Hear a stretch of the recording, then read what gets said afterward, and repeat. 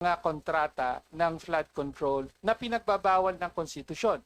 Kaya alang-alang po sa kredibilidad ng COA, Mr. Chair, ano po bang dapat gawin? Hindi ba dapat mag-resign na ang commissioner?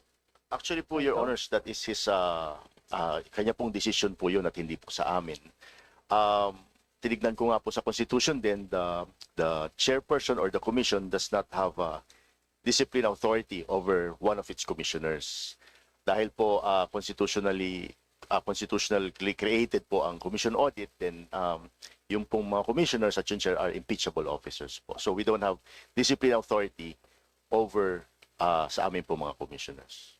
Pero sa tingin nyo, sabi nyo na kanina, tingin nyo medyo mukhang may paglabag sa konstitusyon.